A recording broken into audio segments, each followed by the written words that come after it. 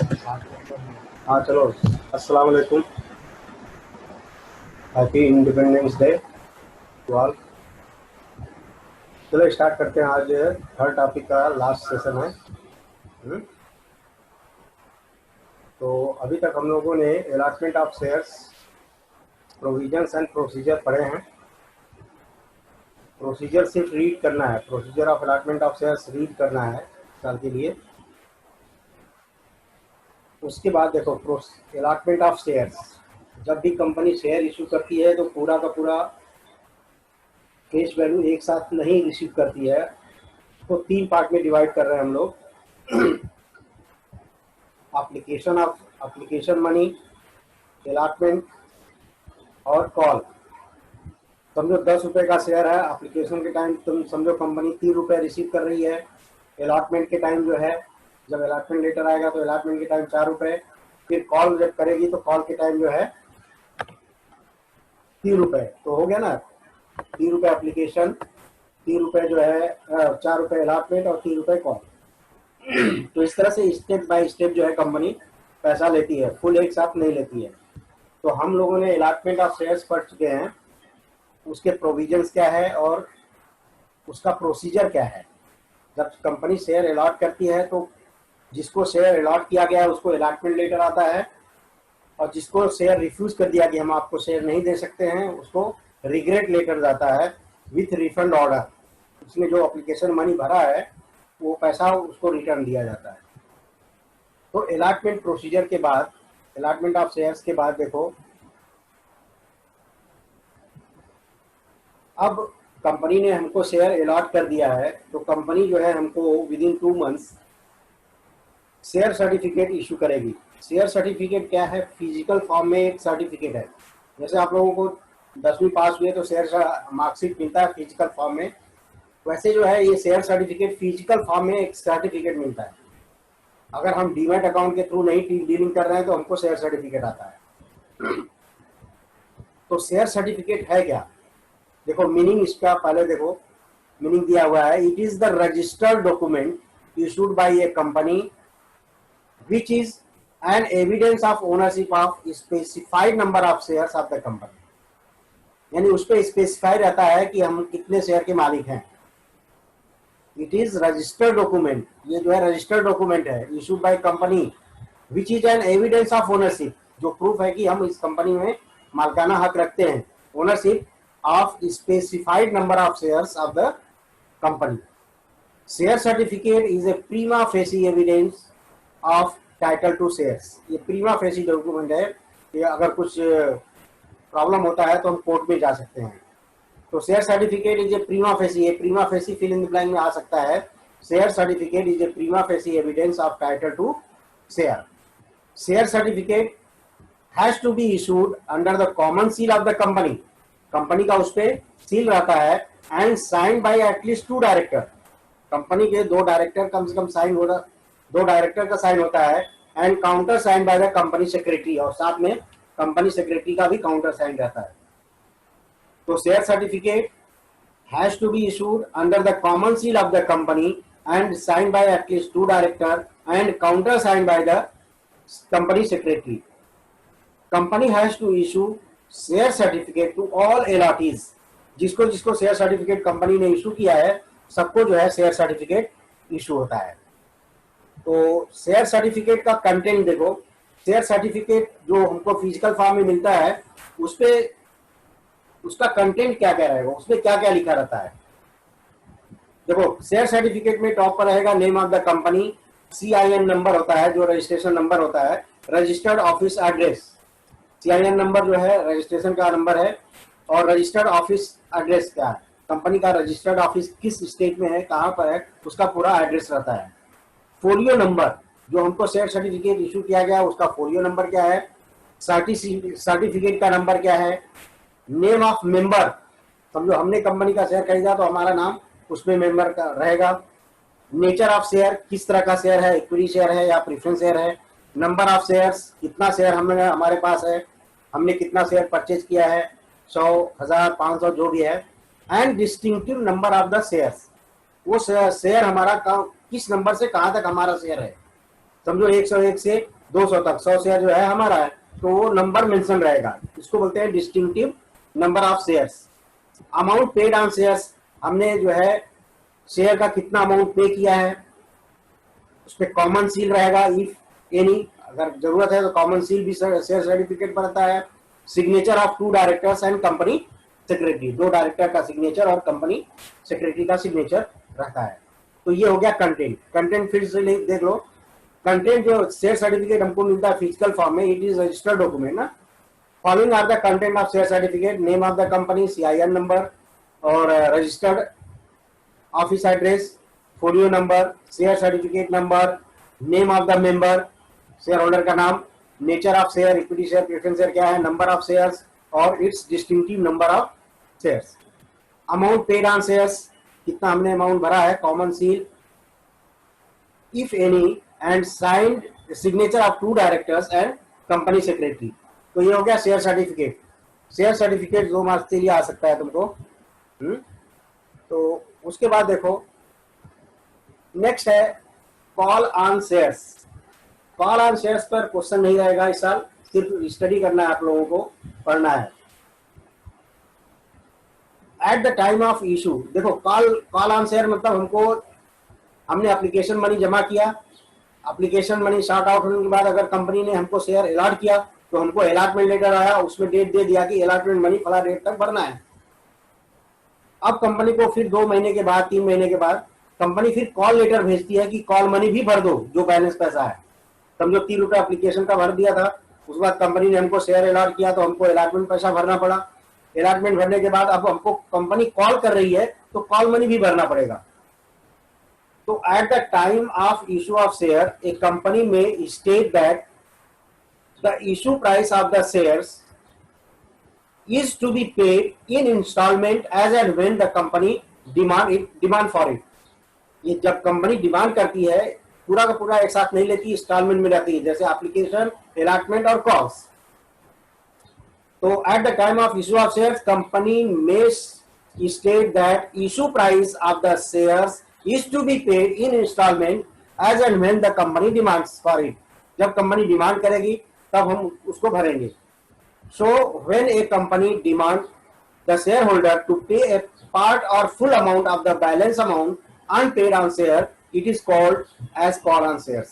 तो call on shares क्या है, जो बैलेंस अमाउंट एप्लीकेशन अलॉटमेंट भर दिए, कॉल मनी बाकी है तो कॉल मनी के लिए डिमांड किया कंपनी ने, उसी को हम जो है कॉल मनी बोलते हैं, कॉल ऑन शेयर्स बोलते हैं। कॉल लेटर भेजेगी कि कॉल मनी फला डेट तक भर दो। So when company demands the shareholder to pay part or full amount of the balance amount unpaid on shares, it is called as call on share। Call can be made only by the board of director in the interest of the company। Call कौन करेगा, board of director जो है meeting में final करके secretary को instruction देगा कि तुम कॉल मनी लेटर सबको भेज दो और कॉल मनी का डिमांड करो। Company has to send a call letter या notice to the share holder asking them to pay the call money and give them minimum 14 days notice to pay the call money to the company's banker। उनको 14 दिन का notice जाता है कि 14 days के अंदर जो है आप जो है कंपनी, हमारे कंपनी बैंकर्स में जो है जाके वहां पर पैसा कॉल मनी जमा करो। No call can be made more than 25% of nominal value of the shares. जैसे 25% जो है नॉमिनल वैल्यू का जो है कंपनी कॉल कर सकती है। अगर 25% पूरा नहीं हो रहा है तो सेकेंड कॉल करेगी। The gap between 2 call should not be less than 1 month from the date fixed for the payment of last proceeding call.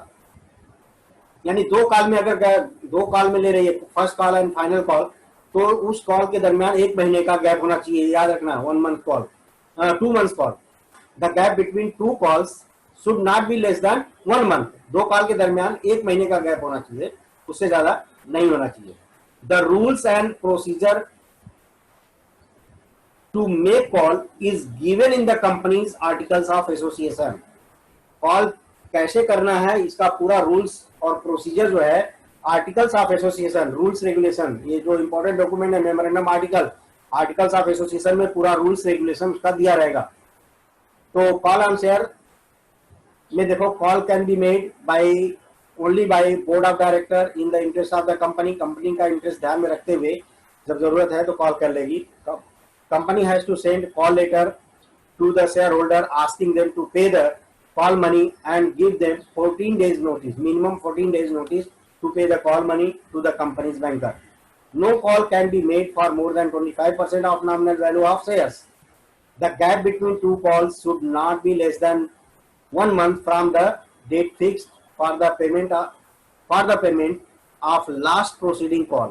Last proceeding call यानी 2 कॉल में अगर पैसा ले रहा है तो 2 कॉल के दरमियान जो है 1 महीने से ज्यादा का गैप नहीं होना चाहिए।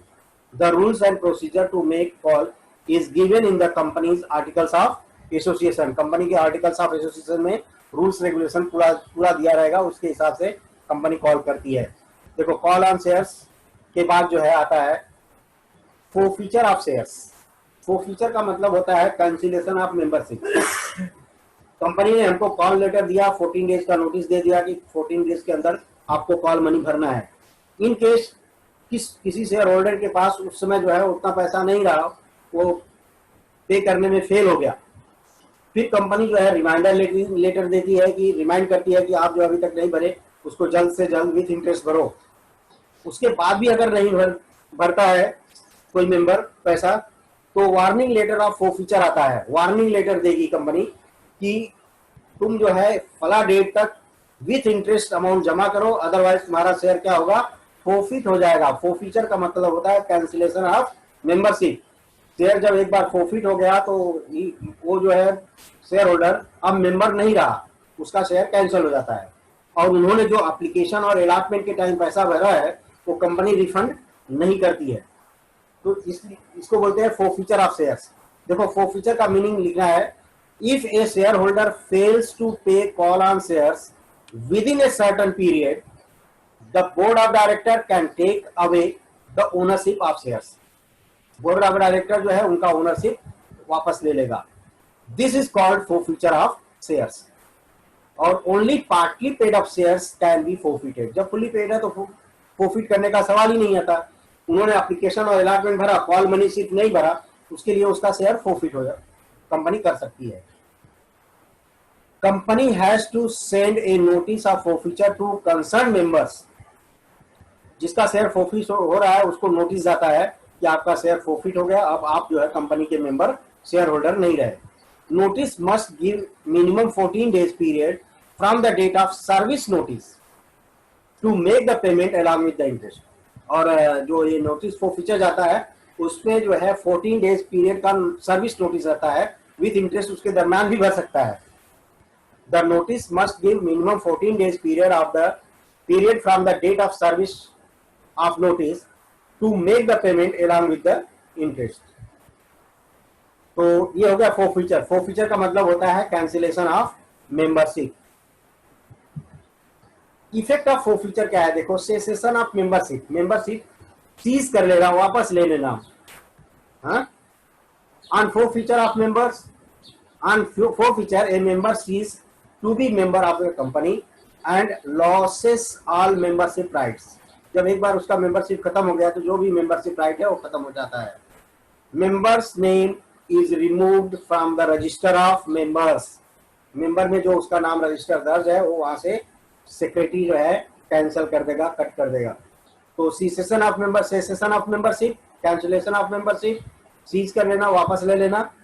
उसके बाद liability of member. Liability of member क्या है, A member is liable for unpaid call even after forfeiture of shares.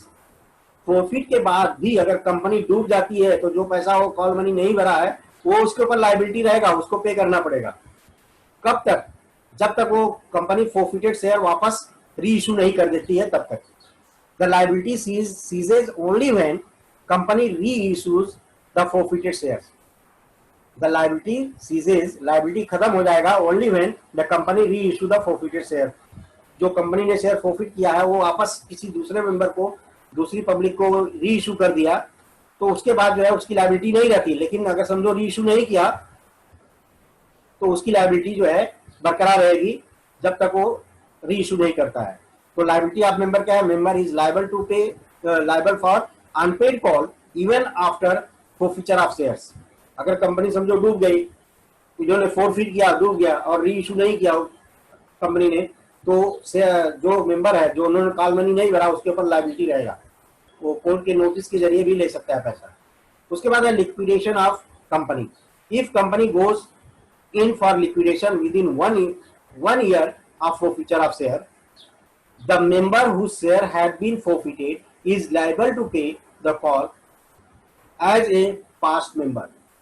उसको पास्ट में उसका फॉरफिट हो गया, 1 साल के अंदर कंपनी ने री इशू भी नहीं किया, और 1 साल के अंदर जो है company the member whose share had been forfeited is liable to pay the call. उसको कॉल मनी भरना पड़ेगा लिक्विडेशन के टाइम।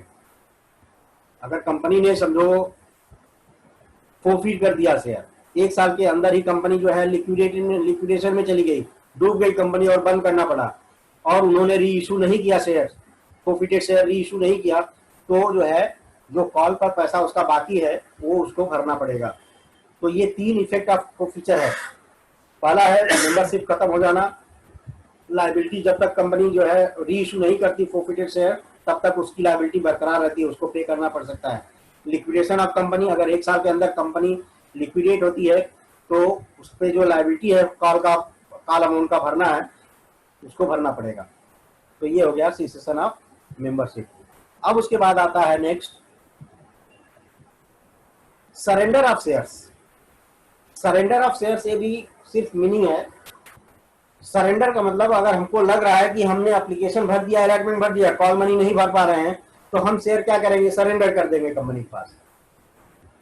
सरेंडर करना मतलब वॉलंटरी रिटर्न ऑफ शेयर्स। तो this means voluntary return of shares by member to the company for cancellation, कि हमारा share cancel कर दिया जाए।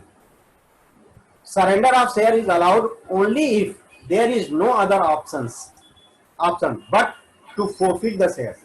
अब यहाँ सरेंडर उसी हाल में होगा कि दूसरा ऑप्शन नहीं है, हम दूसरे के अपने फ्रेंड्स को नहीं दे पा रहे हैं या किसी को नहीं दे पा रहे हैं, और फॉरफिचर ही इसका लास्ट ऑप्शन है, तो हम सरेंडर कर सकते हैं। Surrender of share is allowed only if there is no other option but to forfeit the shares. Only partly paid up shares can be under surrendered. सिर्फ जो है पार्टली पेड अप, समझो कॉल मनी एप्लीकेशन भर दिया, allotment भर दिया, call money नहीं भर पा रहा है, तो सरेंडर कर सकता है shares.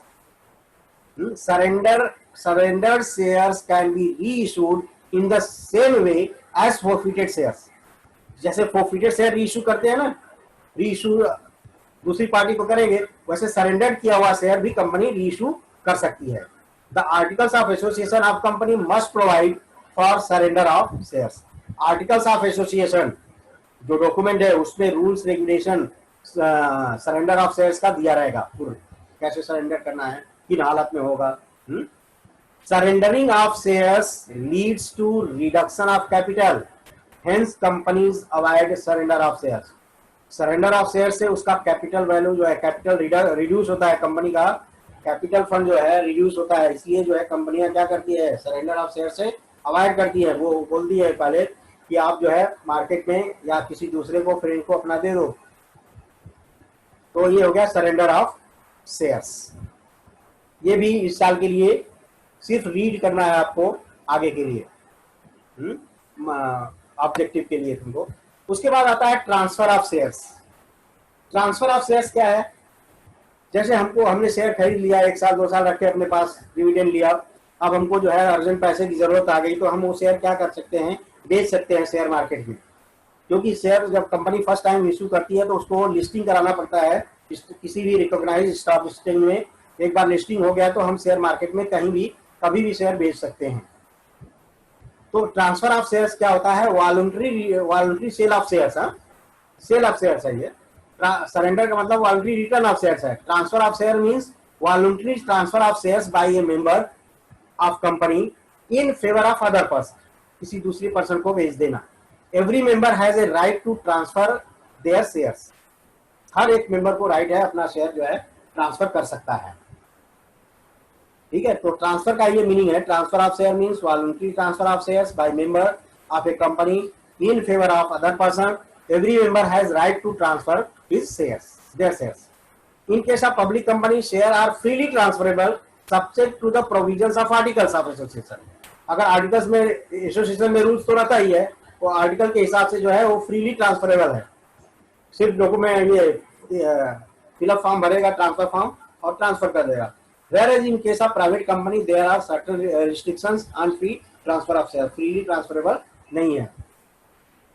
A member has to apply to the company for transfer of shares by filling the instrument of transfer, यानी ट्रांसफर फॉर्म भरेगा, and submit the share certificate along with the required transfer fees। Transfer fees भी लगेगा उसको अगर share transfer कर रहा है तो उसको जो है ट्रांसफर फॉर्म भरना होगा, along with शेयर सर्टिफिकेट की ओरिजिनल कॉपी जो है उसके साथ अटैच करके कंपनी के पास जमा करना पड़ता है। Member who is transferring the share is called transferor and to whom the shares are to be transferred is called transferee। Transferor है, ट्रांसफरी जो ट्रांसफर करता है ट्रांसफरर है, जो जिसके नाम पर ट्रांसफर होता है ट्रांसफरी है। तो ये हो गया ट्रांसफर ऑफ शेयर्स। ठीक है, उसके बाद देखो नेक्स्ट, उसके बाद है ट्रांसमिशन ऑफ शेयर्स। ये भी एक तरह का ट्रांसफर है, लेकिन जो है ये वॉलंटरी ट्रांसफर नहीं है। ये डेथ होने के बाद, समझो कोई डेथ होने के बाद कोई शेयर भी क्या है, एक प्रॉपर्टी है।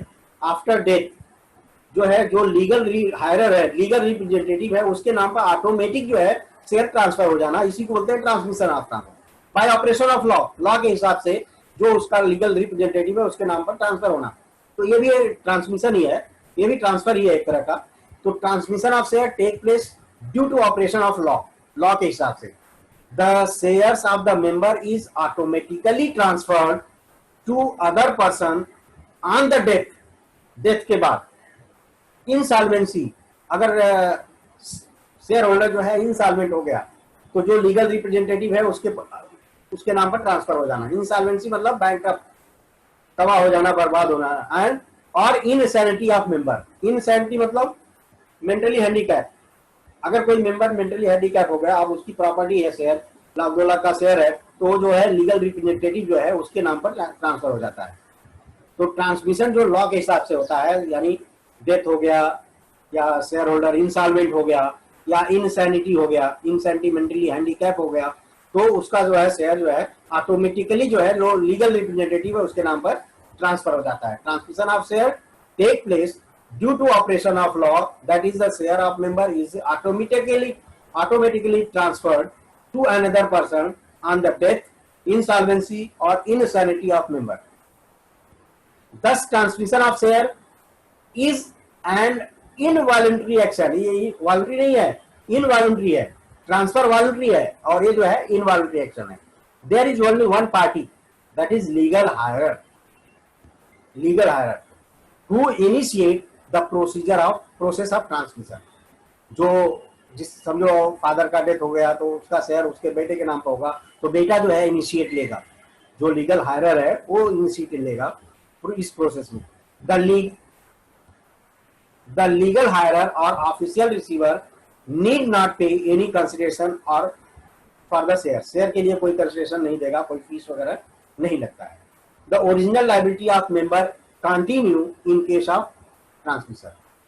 Original liability of the member continue in case of transmission. Transfer हो गया लीगल हायरर के पास, अब ओरिजिनल लाइबिलिटी जो भी है उसके ऊपर आ गया। There is no need to submit instrument of transfer और पे स्टैम्प ड्यूटी। उसको इंस्ट्रूमेंट ऑफ ट्रांसफर भरने की जरूरत नहीं है और न तो स्टैम्प ड्यूटी भरने की जरूरत है, ऑटोमेटिकली जो है वो शेयर ट्रांसफर हो जाता है। तो ये हो गया ट्रांसमिशन ऑफ शेयर्स। अब देखो उसके बाद ये ट्रांसफर, ट्रांसमिशन और कॉल, ये जो है तुमको नहीं है, सिर्फ पोर्शन ये रीड करना है ऑब्जेक्टिव के लिए। अब देखो आता है डिस्टिंग्विश। इस टॉपिक में जो है डिस्टिंग्विश जो कि इंपॉर्टेंट है, ये देखो डिस्टिंग्विश है। फर्स्ट है इनिशियल पब्लिक ऑफर और further public offer, FPO, IPO and FPO. ये जो है इंपॉर्टेंट है, ये जो है डिस्टिंग्विश इंपॉर्टेंट है। देखो इसमें फर्स्ट पॉइंट है मीनिंग। ऑलरेडी ये टॉपिक का क्या है, एक रिवीजन है। इनिशियल पब्लिक ऑफर और फर्दर पब्लिक ऑफर ऑलरेडी आप लोग पढ़ चुके हो। तो यहाँ पर देखो थोड़ा सा डिस्टिंग्विश अगर पढ़ेंगे तो वो टॉपिक रिवाइज भी होगा और थोड़ा जो क्लियर नहीं हुआ है वो क्लियर हो जाएगा। तो मीनिंग देखो, IPO refers to an offer securities by unlisted public company to the public for first time. IPO यानी जब कंपनी first time share issue, company हमने फॉर्म किया और फर्स्ट टाइम जो है पब्लिक से पैसा कलेक्ट कर रहे हैं बाय वे ऑफ शेयर्स, तो हम कंपनी आईपीओ इशू करती है, इनिशियल पब्लिक ऑफर। और एफपीओ जो है एग्जिस्टिंग कंपनी जो इशूड और अनइशूड पोर्शन जब कंपनी को जरूरत है फर्दर इशू कर सकती है, वहां जो है वो उसको क्या बोलते हैं, एफपीओ। तो FPO means an offer of securities by a listed company to the public to raise subsequent capital, additional capital. Subsequent capital मतलब एडिशनल कैपिटल। एडिशनल कैपिटल समझो बिजनेस एक्सपांड करना है तो एडिशनल कैपिटल कलेक्ट कर सकती है। तो IPO refers to an offer of securities by unlisted public company to the public for first time. और FPO means an offer of securities by a listed public company to the public to raise subsequent या additional capital. Type of issuer company, किस तरह की company जो है IPO issue करती है, unlisted public company करती है, और जो है फर्दर एफपीओ कौन करता है, लिस्टेड कंपनी करती है। तो it is issued by unlisted public company और फर्दर एफपीओ में it is issued by listed public company. Type of issuer company. उसके बाद व्हेन इशूड कब होता है, ये फर्स्ट इनिशियल स्टेज में आता है। फर्स्ट स्टेज में IPO it is usually issued by company which wants to raise capital from the public for the first time. First time जब कंपनी इशू करती है तो उसको बोलते हैं IPO, when issued. It is usually issued by listed public company when it wants to raise further capital from public। further capital के लिए when issue मतलब further capital के लिए है, ये first time के लिए है। order of issue IPO proceed FPO। IPO proceeds FPO मतलब further issue के पहले जो है IPO होता है। IPO is the first time sale of shares to the public। FPO is always done after IPO। FPO IPO के बाद ही इशू होता है। एफपीओ इज द सेकेंड और subsequent sale of shares to the public.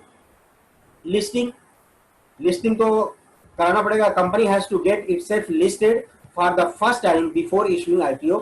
IPO के पहले जो है कंपनी लिस्टिंग कराती है और ये कंपनी ऑलरेडी लिस्टेड रहती है। Company making an FPO is already listed company. Risk क्या है, आईपीओ में रिस्क रहता है। कंपनी का परफॉर्मेंस पब्लिक को मालूम नहीं रहता है, कंपनी का परफॉर्मेंस पब्लिक को मालूम नहीं रहता है, इसलिए जो है ये थोड़ा रिस्की है कि हम पैसा नई कंपनी है इशू करेंगे तो हमारा यहाँ रिस्क ज्यादा रहता है। It is very risky for the investor as he can not predict the company's performance. यहाँ हम अनुमान नहीं लगा सकते हैं कि कंपनी का परफॉर्मेंस कैसा रहेगा, लेकिन एफपीओ में हम पहले से कामकाज कर रही है ना कंपनी, तो यहाँ पर हमको अनुमान रहता है। It is less risky for the investor as he had an idea of the company's past performance and can judge its future performance। ठीक है, उसके बाद ये हो गया फर्स्ट इनिशियल पब्लिक ऑफर और फर्दर पब्लिक ऑफर। उसके बाद देखो सेकेंड डिस्टिंग्विश आता है फिक्स प्राइस इशू मेथड और बुक बिल्डिंग मेथड। ये ऑलरेडी पढ़ चुके हो। प्राइसिंग फिक्स प्राइस मेथड जो है आईपीओ ये जो है सबके लिए रहता है, लेकिन बुक बिल्डिंग मेथड जो है सिर्फ जो है आईपीओ और एफपीओ के लिए होता है। बाकी किसी जगह जो है बुक बिल्डिंग यानी ये बिल्डिंग से जो शेयर बेचना होता है वो जो है सिर्फ आईपीओ और एफपीओ में होता है। उसके बाद ये फिक्स प्राइस इशू मेथड जो है, फिक्स प्राइस इशू मेथड ये सब मेथड में होता है। एग्जिस्टिंग शेयर के लिए भी होता है, हाँ एग्जिस्टिंग एम्प्लॉय के लिए भी होता है। तो इसमें देखो meaning, under this method the issue price of share is mentioned in the prospectus and investor have to buy the shares at this price only. जो प्रोस्पेक्टस में मेंशन है 10 रुपये, तो 10 रुपये में ही कंपनी जो है पब्लिक शेयर के लिए अप्लाई करेगी। और बुक बिडिंग मेथड में under this method the issue price is determined by the bidding process के जरिए होता है। The investor are given a price band and are asked to bid at the price within this band। यानी ये bid समझो 10 से 20 के बीच का दे दिया, उसमें बिडिंग करना है, तो ये जो है मीनिंग हो गया। ऑलरेडी वहां पढ़ चुके हो प्राइस मेथड में। उसके बाद है प्राइस ऑफ शेयर्स।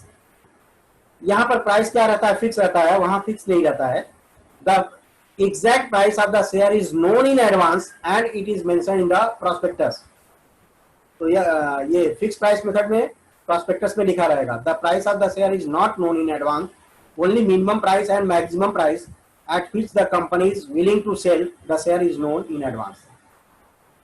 उसके बाद है prospectus.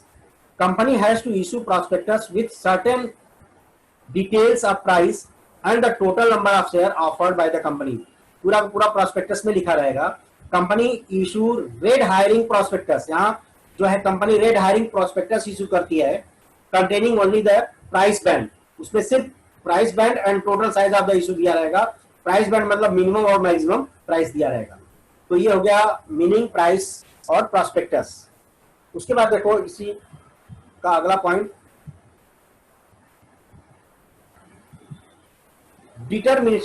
Determination of demand. Company comes to know the public demand for its share only after closure of the issue. जब क्लोज हो गया, समझो 3 दिन का रहता है ना आईपीओ का ओपनिंग एंड क्लोजिंग, उसके दरमियान जब क्लोज होगा तभी मालूम पड़ता है कि कंपनी का जो है डिटर्मिनेशन ऑफ डिमांड क्या है. और वहां देखो company can know the public demand for its share every day. हर दिन जो है 3 दिन में ये है तो 3 दिन जो है उसको हर दिन जो है उसका डिमांड मालूम पड़ता है, कंपनी का डिमांड क्या है. The bid are registered in the book every day till the closure of the issue. उसके बाद देखो नेक्स्ट है payment of application money. Application money और entire money has to be paid by the investor at the time of submitting his application for share. Application के time पूरा पैसा या part पैसा जो है वो भरना पड़ता है. Only application money has to be paid at the time of bidding. Bidding के टाइम सिर्फ एप्लीकेशन मनी भरना है. Money will be collected only after the issue price has been fixed. जब इशू प्राइस फिक्स हो जाएगा तभी जो है वो पेमेंट, फुल पेमेंट लेगा बिडिंग में. When issued it can be when used, यानी फिक्स प्राइस कब यूज होता है, फिक्स प्राइस सबके लिए है, सब method. It can B use for any issue, public issue, right issue, ESOS. और it is usually used in public issue, that is IPO and FPO only. सिर्फ IPO और FPO के लिए होता है. तो ये हो गया फिक्स प्राइस मेथड और bidding, book bidding price method. तो अब इसके बाद देखो नेक्स्ट है डिस्टिंग्विश राइट शेयर्स और बोनस शेयर्स. राइट शेयर्स क्या है ये पढ़ चुके हो. राइट शेयर और बोनस शेयर का जो है फुल बहुत ही इंपॉर्टेंट है. ये हमने वहां भी इंपॉर्टेंट बताया था. राइट इशू क्या होता है, एग्जिस्टिंग शेयर होल्डर को शेयर इशू करना. बोनस शेयर फ्री में बोनस इशू करना, यही मीनिंग है. देखो right shares are offered to the existing equity share holder at the option to buy the share of the company. यानी existing share holder को जो है फिर चांस देती है कि तुम शेयर खरीद सकते हो. Bonus share are issued to the existing equity share holder free of cost. Payment कैसे करना रहता है, subscriber have to pay for the right issue which is less than the market price of the share. Right issue का share less रहता है लेकिन bonus share free of cost रहता है. Bonus share issued free of cost to the share holder. Penalty क्या है, penalty are fully paid of shares, partly or fully paid up shares. Penalty नहीं, partly है. Shareholder have to pay for these shares as application money, allotment money, call money, etc.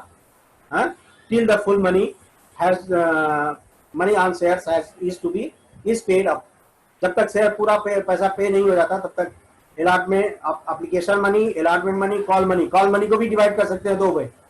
Bonus share जो है fully paid रहता है. Bonus shares are fully paid of shares, so no money has to be paid by the shareholder to the company. तो ये बहुत ही आसान है, इसको अच्छे से याद करना, ये इंपॉर्टेंट भी है, कहीं ना कहीं रहेगा. उसके बाद देखो नेक्स्ट पॉइंट है fourth, minimum subscription. Company has to obtain minimum subscription. If company fails to receive minimum subscription it has to refund the entire application money receive. पूरा का पूरा इंटायर जो है एप्लीकेशन मनी जो है वापस करना रहेगा.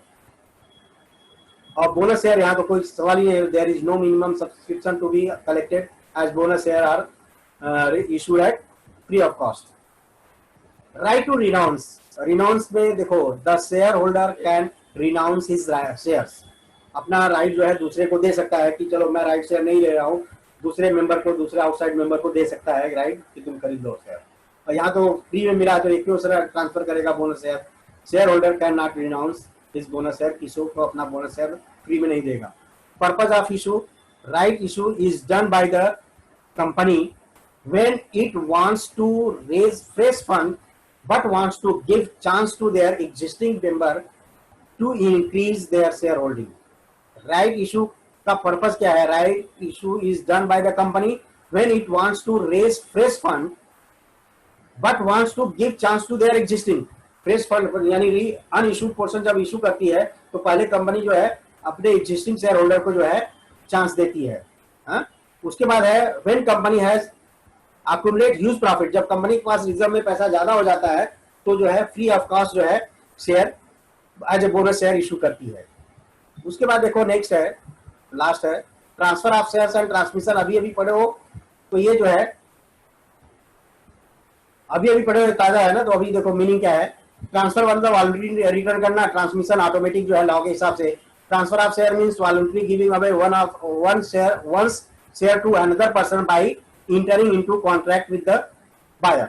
जो खरीदने वाले के साथ एग्रीमेंट फॉर्म वगैरह भर के हम जो है उस शेयर को बेच देना।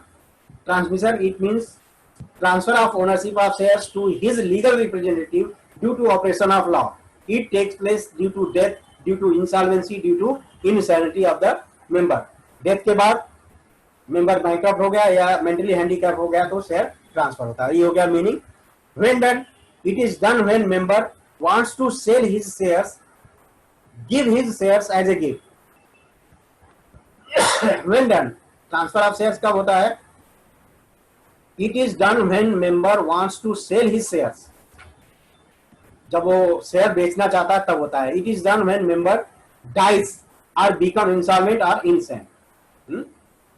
और nature of action, it is voluntary action or it is involuntary action. देखो लिखा है, it is a voluntary action taken by the member.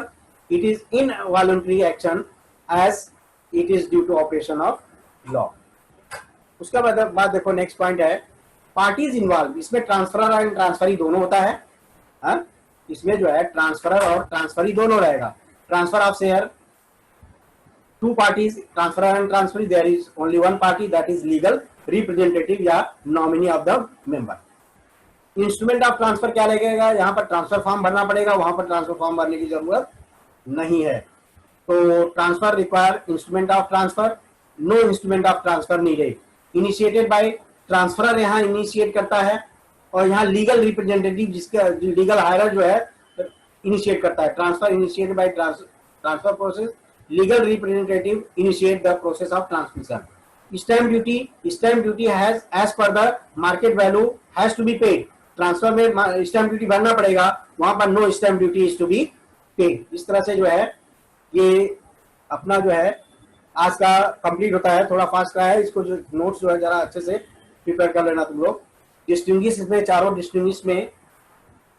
Distinguish समझो इंपॉर्टेंट ही है।